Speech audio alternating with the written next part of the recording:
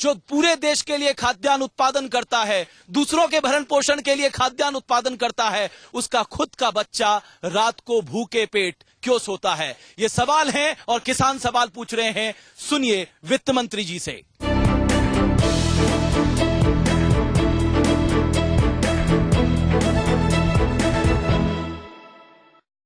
देश एक ऐसी समस्या के सामने आज आकर खड़ा हुआ है जहां 41% किसान विकल्प मिलने पे किसानी छोड़ना चाहते हैं। 1981 से 2001 तक 84 लाख किसान किसानी छोड़ चुके हैं। 3 लाख से ज्यादा किसान आत्महत्या कर चुके हैं। सोचिए इस देश की खाद्यान्न उत्पादन के लिए यह कितनी बड़ी चुनौती है। आइए सबसे पहले नजर डालते हैं अपनी इस खास रिपोर्ट पर। भाइयों बहनों, लाल बहादुर शास्त्री ने कहा था जय किसान।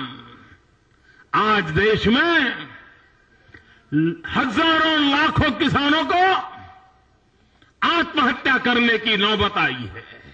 लाल बहादुर शास्त्री के शब्दों को याद करता हूं।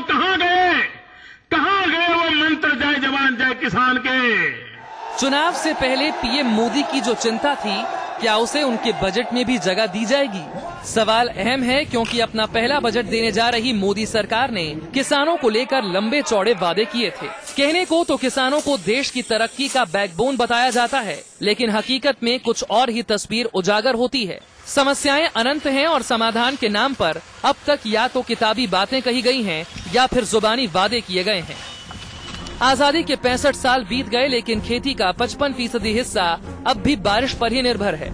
यानी अगर मानसून धोखा दे जाए तो किसानों के भूखे मरने की नौबत आ जाएगी। इस साल की तस्वीर कुछ ऐसी ही है।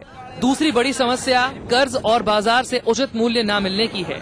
NSSO की 59वीं रिपोर्ट में कहा गया है कि देश के 4 करोड़ 34 लाख किसान परिवार कर्ज में डूबे हैं। नेशनल क्राइम रिकॉर्ड ब्यूरो के आंकड़ों पर यकीन करें तो 2010 से लेकर 2012 के बीच हर साल 10,000 किसानों ने आत्महत्या की है। साल 2012 का आंकड़ा था 13,754, साल 2011 में 14,027, साल 2010 का आंकड़ा था 15,964। किसानों की स्थिति हर बीतते साल के साथ बद से बदतर होती जा रही है। ये आंकड़ों से भी जाहिर होता है। 1950-51 में देश की अर्थव्यवस्था में कृषि सेक्टर का योगदान 53.1% हुआ करता था, लेकिन 2011-12 में वो घटकर 13.7% हो चुका है। ऐसे में जाहिर है कि मोदी सरकार के बजट से किसानों को उम्मीद काफी ज्यादा है। मोदी सरकार से ये चाहते हैं कि हमारा गाँव है पानी नहीं है, बिल्कुल पानी की समस्या बहुत है। एक बरसात की फसल होती है, दूसरा कुछ नहीं है। नदियों में पानी नहीं है। किसानों के संकट पर लगाम लगाया जा सकता है अगर मोदी सरकार किसानों को लागत पर 50% मुनाफा दिला सके, किसानों को आसान और सस्ता कर्ज सुनिश्चित किया जाए, सिंचाई के साधन विकसित किए जाएं, फसल के भंडारण की उचित व्यवस्था की जाए, फसल का बीमा करवाने की व्यवस्था की जाए। देश के दूसरे प्रधानमंत्री लाल बहादुर शास्त्री ने जय जवान जय किसान का नारा दिया था। पीएम मोदी ने भी अपने भाषणों में किसान का जिक्र बार बार किया है। देखना होगा कि उनके भाषण को उनकी सरकार अमली जामा पहनाती है या नहीं। Team news nation. और मेरे साथ 2 खास मेहमान यहाँ पर मौजूद हैं। चौधरी वीरपाल जाट साहब मेरे साथ हैं। मेरे साथ डॉक्टर कृष्णवीर चौधरी साहब हैं जो किसान नेता हैं, और यहां पर कुछ किसान बंधु मेरे साथ मौजूद हैं जो दिन रात मेहनत करते हैं अपने पेट पालने के लिए। डॉक्टर चौधरी, मेरा पहला सवाल आपसे, क्या आपको लगता है कि अब वो समय आ गया है किसान की न्यूनतम आय की व्यवस्था होनी चाहिए?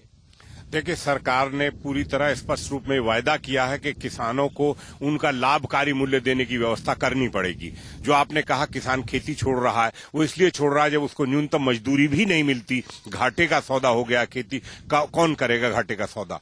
सिंचाई के संसाधनों की इस देश में सबसे बड़ी कमी है, उसमें सबसे ज्यादा लागत आती है। उर्वरकता बढ़ाने की बात करते हैं, उत्पादकता बढ़ाने की बात करते हैं। सरकार को लाभकारी मूल्य देने के लिए व्यवस्था करनी पड़ेगी।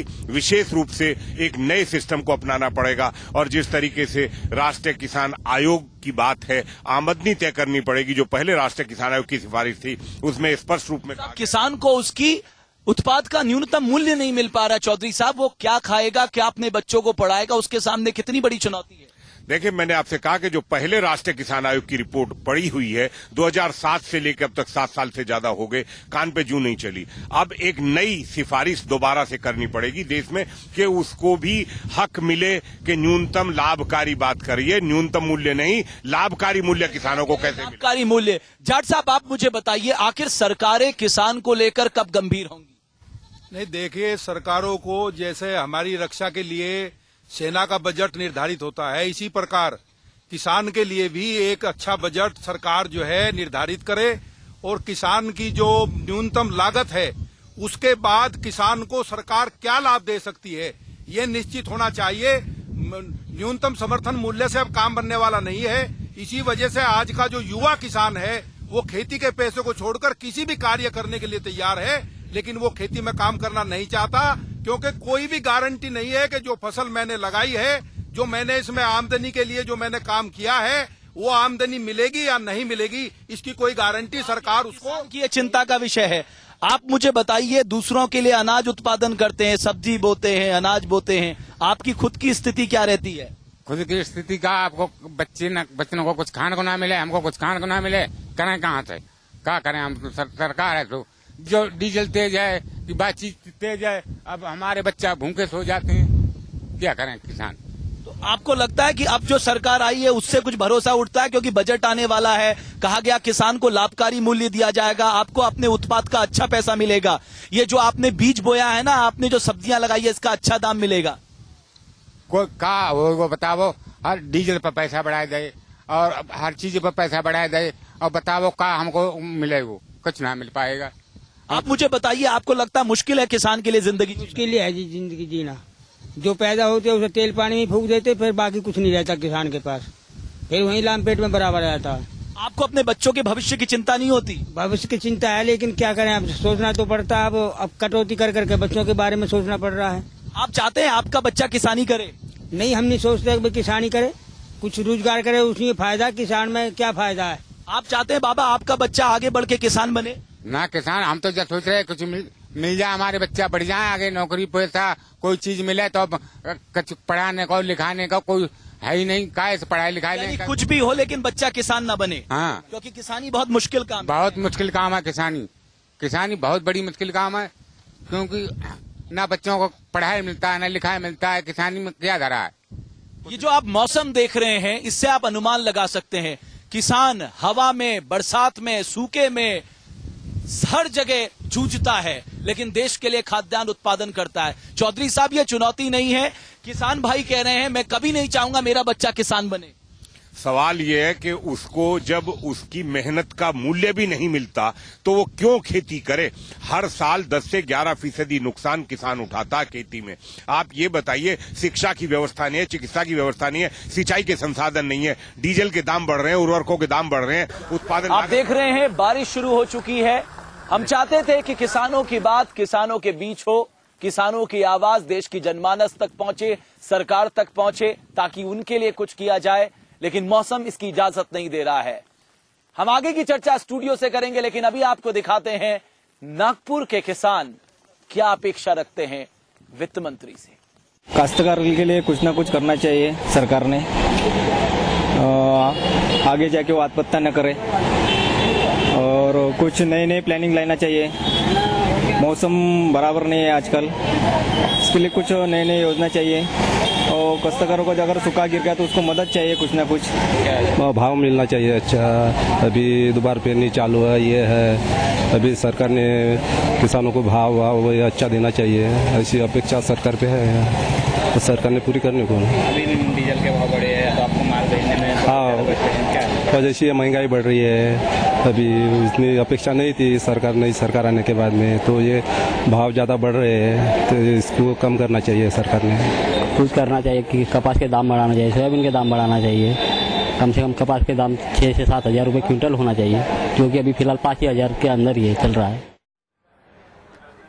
ये सब इसलिए वित्त मंत्री जी, क्योंकि 60% आबादी आज भी अपने रोजगार के लिए प्रत्यक्ष और अप्रत्यक्ष तौर पे कृषि पे निर्भर है।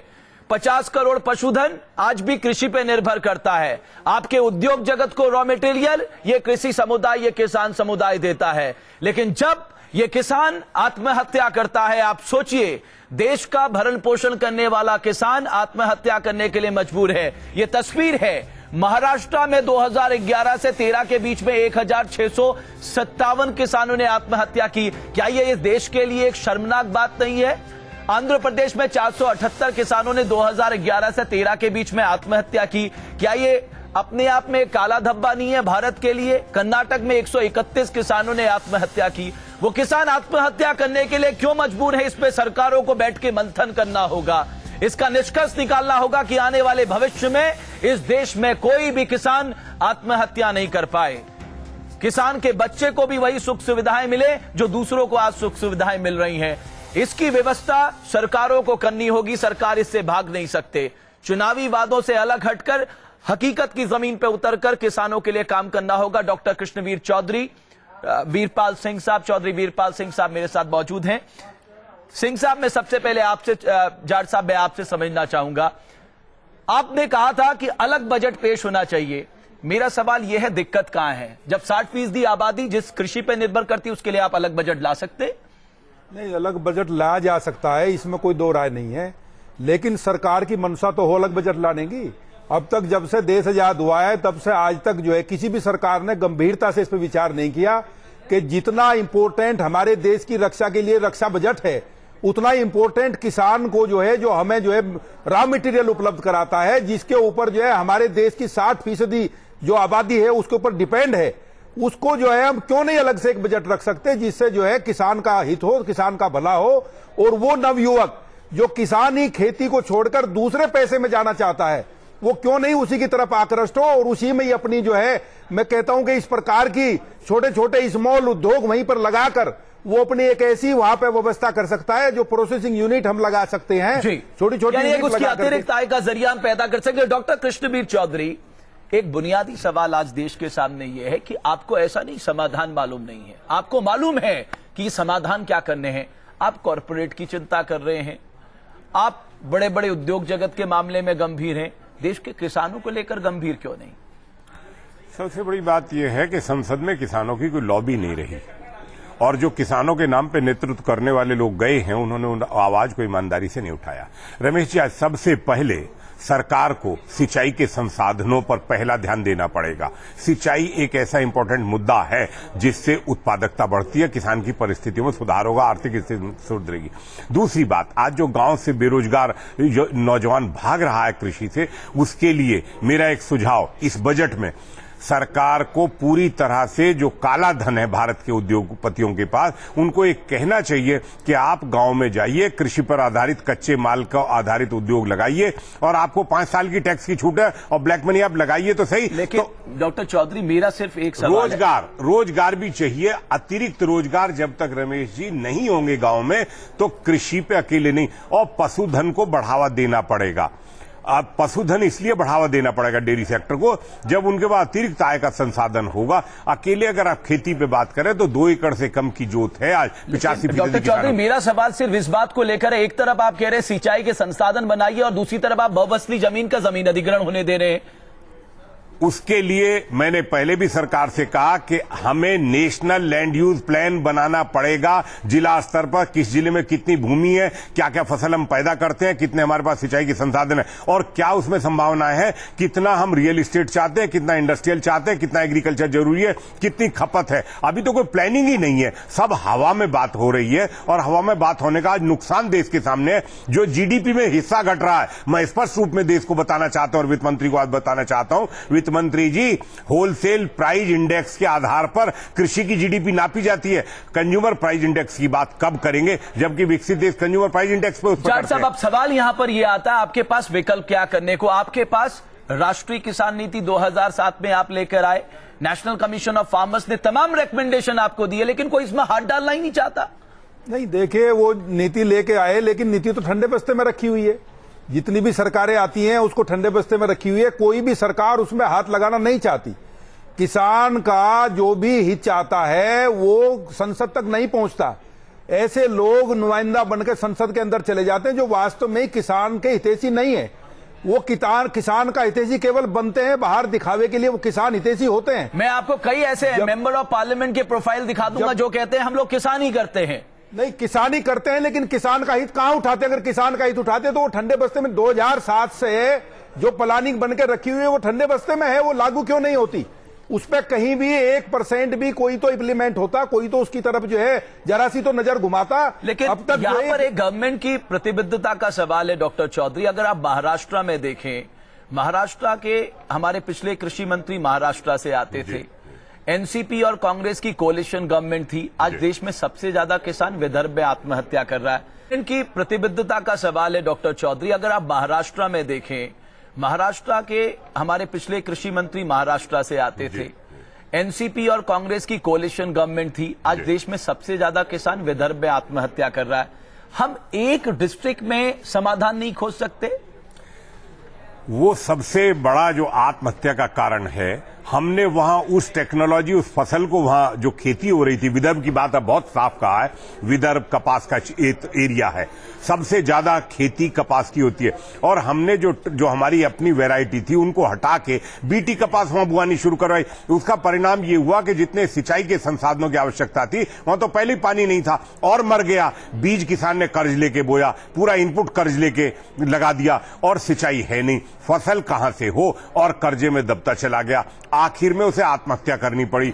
आपने 5500 करोड़ के पैकेज और ये पैकेज वो पैकेज की बात करी। मैं एक बात आपसे कहता हूं, 71,000 करोड़ रुपए महाराष्ट्र में सिंचाई के संसाधनों के लिए गए थे। वहां की सरकार की रिपोर्ट ये कहती है 1 हेक्टेयर सिंचाई का संसाधन नहीं बढ़ा। तो ये तो भ्रष्टाचार की लूट मची पूरी तरह से। ये किसान जो मरा है वो इस टेक्नोलॉजी के नाम पे मरा। कि टेक्नोलॉजी जैसी आवश्यकता है देश में किसानों को, वो नहीं रिसर्च हो रही। आईसीआर गलत दिशा में, गलत रास्ते पे शोध कर रही है। केंद्र जो हर जिले में खुले हैं वो क्या करें? मैं आऊंगा डॉक्टर चौधरी। सबसे पहला सवाल जाट साहब, मैं आपके पास भी आऊंगा। पंजाब और हरियाणा को फूड बाउल कहा जाता है। अगर हम उत्पादन के लिहाज से देखें, ये दो राज्य हैं जो बड़े पैमाने पर उत्पादन कर देश का पेट भरते हैं। पंजाब के किसानों का दर्द क्या है? वो वित्त मंत्री जैसे क्या आस लगाए बैठे हैं, आइए आपको दिखाते हैं। मोदी सरकार ने सपना दिया है अच्छे दिन आने वाले हैं। इस वक्त हम पंजाब में एक गांव में खड़े हैं। पंजाब में कृषि प्रधान राज्य माना जाता है और यहाँ पर किसान जो है, अभी धान की खेती का सीजन चल रहा है, लेकिन यहाँ पे जिस इलाके में है हम, यहाँ पर सब्जियां बहुत ज्यादा होती हैं और ये इनकी दिक्कत है कि ये अपनी जो बातें हैं वो वित्त मंत्री तक पहुंचाना चाहते हैं। अरुण जेटली वित्त मंत्री हैं, उनसे उनकी जो शिकायतें, वो किस तरह की शिकायतें, हम इनसे बात करते हैं। आपका नाम जी? राजेंद्र सिंह। राजेंद्र जी, आपकी कितनी जमीन है? 12 एकड़। 12 एकड़ जमीन है आपकी। किस तरह की दिक्कत आती है? क्या आप डिमांड करते हैं कि बजट के अंदर किसानों को दिक्कत ना हो? दिक्कत यही है, जो बीज मिल रहा है ना, गवर्नमेंट दे रही है सब्सिडी पे, वो किसान तक अभी सब्सिडी नहीं मिल रही। जो बीज आ रहे सानू कोई बीज तकरीबन जो कोई आंदा बीज पिछों सानू कोई पहुंच नहीं होंदी भी इत्थे बीज खरीदो तुसी आके, थानू तलाह नहीं मिलदी भी गवर्नमेंट सब्सिडी दे रही है बीजां ते आके बीज खरीद लो। जिमींदार दा डीजल है जी, लेबर दा महंगी हो रही है जी, हर एक चीज महंगी हो रही है। जिमींदार दी जो फसल है जी ਉਹਦਾ ਮੁੱਲ ਸਹੀ ਨਹੀਂ ਪੈ ਰਿਹਾ। ਅੱਛਾ, ਪਿਆਜ਼ ਹੈ ਜੀ, ਪਿਆਜ਼ ਸਾਤੋਂ 9-10 ਰੁਪਏ ਖਰੀਦ ਹੁੰਦੇ ਜਾਂ 20-25 ਰੁਪਏ ਵਿਕਦਾ ਜੀ। ਜਿਹੜਾ ਵਿੱਚ ਦਾ ਵਿਚੋਲਾ है वो खत्म होना चाहिए। साडा 20-25 रुपए बल्कि डायरेक्ट आपकी मार्केट होनी चाहिए। जाहिर तौर पर अगर हम बात करें तो सीधे सीधे जो जमींदार के ये कहना है कि जो मिडिल मैन है, जो जमीन से वो अपने अन्न उगाता है, मेहनत पसीने की कमाई होती है, खून पसीना यहाँ पर बहाता है, और उसके बाद जब वो मंडी में जाते हैं अपनी फसल को लेकर तो उनको उसका उतना दाम नहीं मिल पाता। मिडिल मैन की जो मिडिल मैन है उसको खत्म होना चाहिए। जो प्याज जो है यहाँ से 10 रुपए किलो गया, वही प्याज जो है वहां पर मार्केट में 50 रुपए किलो बिक रहा है। तो सीधे तौर पर हम देख सकते हैं कि जमींदार के पास कुछ नहीं जाता है, और उम्मीद करते हैं कि वित्त मंत्री जी इसको सुनेंगे और जल्द ही जो किसानों की माली हालत है उनको सुधारने की कोशिश करेंगे। वीडियो जर्नलिस्ट विवेक के साथ पुनीत प्रिंजा, न्यूज नेशन, चंडीगढ़। जाट साहब, एक बजट का और एक इंतजार, सालों से किसान बजट का इंतजार कर रहे हैं। आपको क्या लगता है क्या कुछ करना चाहिए वित्त मंत्री को ताकि आप किसान की जो दिक्कतें हैं उसके प्रति संवेदनशील हो सके? देखिए, किसान के उत्पादन की लागत को कम करने के लिए मेरा ये वित्त मंत्री जी को सुझाव है कि किसानों को डीजल जो है वो सस्ते दाम पे मिलना चाहिए। अभी हमारे कृषि मंत्री जी ने कहा कि खेत का हेल्थ कार्ड बनना चाहिए। मैं कहता हूं कि किसान का हेल्थ कार्ड बनना चाहिए। किसान की हेल्थ कैसी है, उसकी माली हालत कैसी है, उसको सुधारने के लिए हम क्या इस प्रकार की व्यवस्था कर सकते हैं, ये प्रावधान हमारे वित्त मंत्री इस बजट में करें कि किसान का एक कार्ड बने और वो उसको जो है डीजल जो है जो उसमें उत्पादन में जो डीजल उसकी जरूरत पड़ती है उसको जो है सस्ते दाम पे दिया जाए, सब्सिडी पे दिया जाए। ये व्यवस्था जो है हमारे वित्त मंत्री किसानों के लिए करें जी। और बिजली की जो यूनिट जैसे फैक्ट्री में फूक रही है ऐसे ही जो है यूनिट जो है खेत में नलकूप के लिए फूक रही है, लेकिन किसान को जो है उसको सप्लाई किया जा सकता है, उसमें सब्सिडी दी जा सकती है। आप कह रहे हैं सब्सिडी का मुद्दा है डॉक्टर चौधरी? देखिए, सब्सिडी का जो भी पैसा है, चाहे वो सिंचाई के ड्रिप और स्प्रिंकलर का है, चाहे फर्टिलाइजर का है, सीड का है, ये सारा पैसा मेरा ये मानना है कि किसान को उसकी जोत के अनुरूप सीधे उसके खाते में दिया जाना चाहिए। उस पैसे के, सब्सिडी के पैसे का खुला दुरुपयोग हो रहा है, कारपोरेट उसको खा रहा है पूरी तरह से। खासकर पेस्टिसाइड के मामले में, पेस्टिसाइड भी, सीड भी, फर्टिलाइजर भी, उसका लाभ जो है किसान को जितना मिलना चाहिए नहीं मिल रहा है। वो पैसा जब सब्सिडी का है और किसान के लिए, तो सीधे किसान को खाते में देने में क्या सरकार को ये बात मालूम नहीं है कि सब्सिडी का जो पैसा है वो किसानों या जरूरतमंदों तक नहीं पहुंच रहा है? आप सीड के नाम पे देते हैं, फर्टिलाइजर के नाम पे देते हैं, डीजल के नाम पे देते हैं, तमाम और तरह की सब्सिडी आप देते हैं। पूरी नौकरशाही और कारपोरेट का ये एक नेक्सस है। और किसान के नाम पर, कृषि के नाम पर जो बैठकें आयोजित की जाती हैं, उसमें कारपोरेट एग्रीकल्चर मॉडल के लोग, कारपोरेट की हिमायत करने वाले लोग बैठते हैं। लेकिन किसानों की हिमायत करने वाले लोग अच्छे दिन कब आएंगे फिर? ये तो सरकार को तय करना होगा। सरकार को उन नीतियों को अपनाना होगा इस बजट में जिससे किसानों की दुर्दशा जो हुई है अभी तक उससे बाहर आए। शर्मनाक बात है कि 4 लाख से ज्यादा किसानों ने आत्महत्या की है। ये देश के लिए शर्मनाक है। नई सरकार से बहुत अपेक्षाएं हैं किसानों को, और मैंने आपसे पहले ही कहा कि सबसे बड़ी आवश्यकता आज सिंचाई की है। भूजल स्तर में सुधार करने की आवश्यकता है। जमीन के नीचे पानी आज कितनी गहराई में चला गया। बिजली आपको चाहिए, डीजल आपको चाहिए। ये ठीक है कि सब्सिडी पे डीजल और सब्सिडी की बिजली चाहिए, लेकिन उसमें जब पानी इतनी गहराई में है तो आप क्या करेंगे? और इसमें मैं एक बात बता दूं रमेश जी, सरकार को तत्काल रोजगार के संसाधन मुहैया करने के लिए, चाहे वो आलू हो, टमाटर हो, ड्राई वेजिटेबल के लिए हो, स्मॉल स्केल यूनिट्स को खुली छूट देनी पड़ेगी। जाट साहब ने एक मुद्दा उठाया, प्रोसेसिंग का मुद्दा है। अगर मान लीजिए, मैंने आपसे प्रोसेसिंग का, आप ब्लैक मनी बहुत है भारत के उद्योगपतियों को, आप उनको छूट दे दीजिए कि अपने काले धन को लगाइए गांव में जाके और काले धन से उस फैक्ट्री को खड़ा करिए। सवाल इस बात रोजगार मिलेगा उससे। जाट साहब, सवाल इस बात का है कि एक अतिरिक्त आय की बात हम कर रहे हैं क्योंकि किसान को मुनाफे का सौदा नहीं लग रहा किसानी। आप 2% वर्ल्ड का प्रोसेसिंग करते हैं, आपके पास कच्चा माल उपलब्ध है, आपको सिर्फ किसानों को मदद करनी है। उनको आप कॉर्पोरेट के तौर पे मदद करिए, कोऑपरेटिव के तौर पे मदद करिए, कैसे भी मदद करिए, आप उनकी अतिरिक्त आय की व्यवस्था कर सकते हैं बशर्ते आप पे प्रतिबद्धता हो। नहीं, प्रतिबद्धता से ये काम हो सकता है। 41% युवा, 41% जो है किसान खेती को क्यों छोड़ना चाहता है? उसको छोड़ने, मुनाफे का सौदा नहीं रही। खेती मुनाफे का सौदा नहीं है, और मुनाफे का सौदा बनाने के लिए ही हम गांव में क्यों नहीं स्मॉल स्केल इंडस्ट्री लगा देते?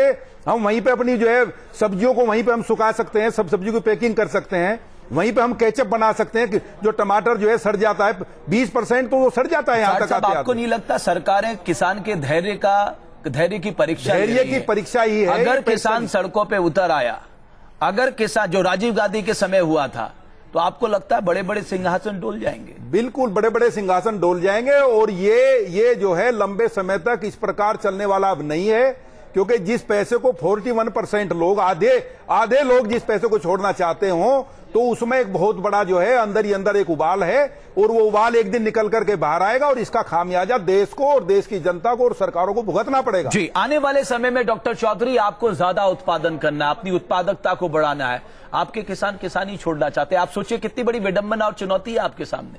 पहले तो सबसे पहले जो उत्पादन हो रहा है उसके स्टोरेज की सुविधा की आज सबसे बड़ी युद्ध स्तर पर आवश्यकता है।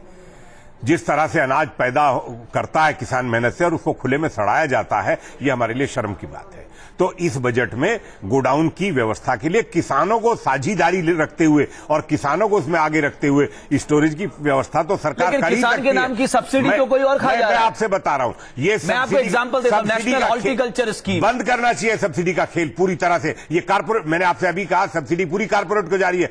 सब्सिडी नहीं, किसान के पास जमीन है उसको कम ब्याज पर गोडाउन बनाने के लिए पैसा दे सरकार, उससे एग्रीमेंट करे एफसीआई और स्टोरेज कॉर्पोरेशन जो है जितने भी है, और उसको 10 साल का एग्रीमेंट करे, 70% फाइनेंशियल इंस्टीट्यूशन को जाए, 30% किसान को जाए, तब स्टोरेज होगा। क्योंकि वो अपनी कीमत जानता है, उस अनाज की जो उसके दिल से पैदा करता है उसकी वैल्यू जानता है। ये क्या करेंगे ये लोग? तो ये तो इस सारा धंधेबाजी से। मेरे पास एक आखिरी मिनट है। जाट साहब, आपसे एक सवाल है। अब प्रधानमंत्री अगर नरेंद्र मोदी की बात करें, उन्होंने कहा है कि हम बेहतर एमएसपी देंगे, किसान को फायदे वाली एमएसपी देंगे। साथ ही उन्होंने कहा कि प्रधानमंत्री ग्रामीण सिंचाई कार्यक्रम की शुरुआत की जाएगी। ये तो बजट में आपके पास मौका है इस ऐलान का, क्योंकि आपने देश की 60% आबादी से ये वादा किया है। नहीं, आपने चुनाव में ये वादा भी किया है, और ईमानदारी से जो देश की जनता को और किसानों को मोदी जी से जो अपेक्षाएं हैं उन पर उनको खरा उतरने का ये एक बहुत बड़ा मौका है।